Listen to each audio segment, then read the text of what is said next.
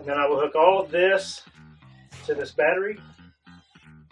And all of my stuff over there later on today. Well, later on as I get to it.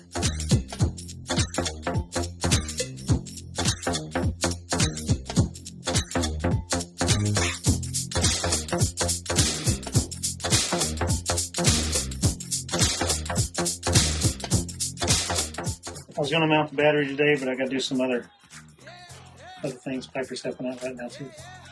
She's providing moral support. Well, tomorrow. I'm waiting on a big T fuse, a 400 amp hour T fuse, and some mounting blocks for the positive and negative side. Alright, for this game changer, because I'm going to use these little mounts here to mount this to the floor, this is basically going to sit like this right here, and this piece will mount down to the floor. These holes and the bolts I'm using, these are just straight holes, and the bolts I have are slightly too large for the hole, so I'm drilling them in just to make a little groove. I'm using a tap and dive that is metal against plastic, so I don't really have to have a tap and dive. So I got that done. Now I'm going to go take these and drill a bigger hole in them so I can put this screw down through it, down into the floor.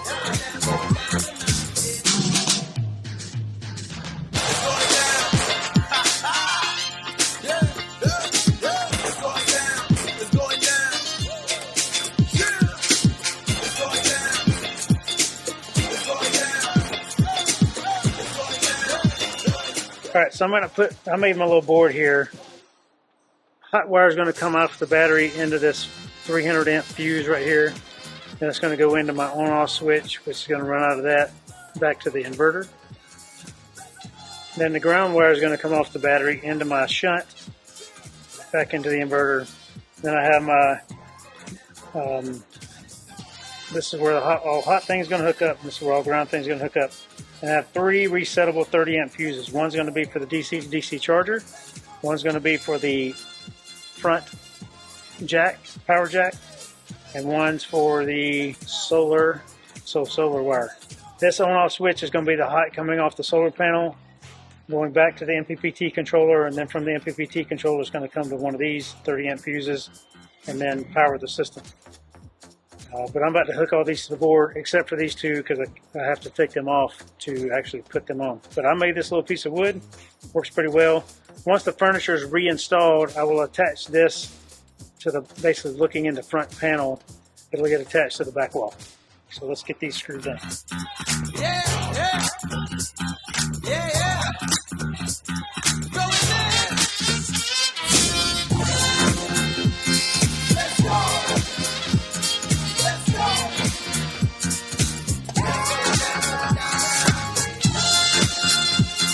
Let's go. Let's go.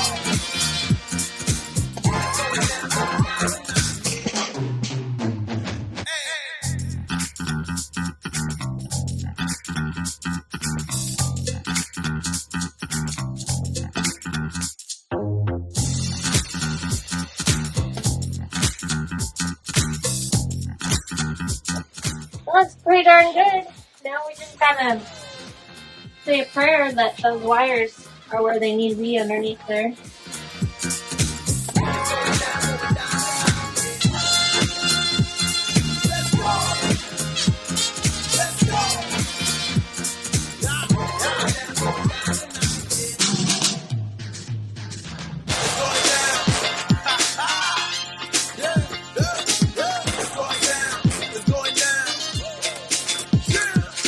Can't reach it.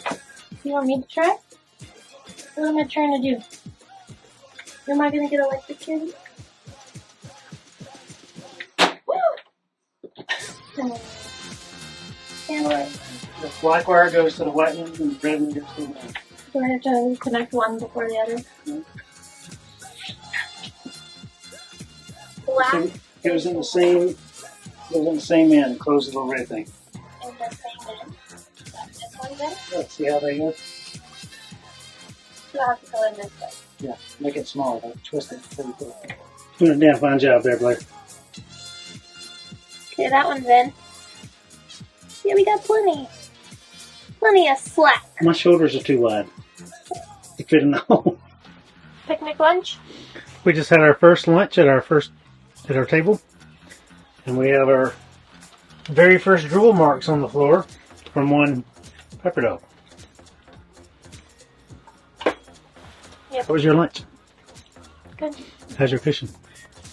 A little slick. New. Yeah. It's good. So here's a quick overview of what just is in our front compartment. So first of all, I have the 270 amp hour game changer. It's called Battleborn battery, and I have enough space to add one more on top of this sideways if I want to. Here's a negative terminal, positive terminals over there. This is the Victron Multiplus 2 3000 watt inverter. So the wiring I did basically comes out of the smart plug on the side through an inline surge protector, through a 50 amp circuit breaker all the way up here to the front, runs into this inverter, and it comes out of this inverter and goes back the same path all the way back to a junction box, then goes underneath to the normal junction box or normal power station of the rig. 3000 watt inverter, that is the hot wire coming off, going to that 400 amp hour fuse to the main battery shut off, should I ever choose to do that. Then I have a series of circuit breakers there. I'll label them all soon, but that's the solar 30 amp circuit breaker. That's for the front jack. That's for the solar plug out here, the external ZAMP solar plug. And that is for the DC to DC charger. They all go to the power hot distribution block. The ground distribution block is right down there. The green cable you see is the communication device between this inverter and the Servo GX, which you can see flashing behind that mesh screen there. All my wires come underneath here, go out to their respective areas.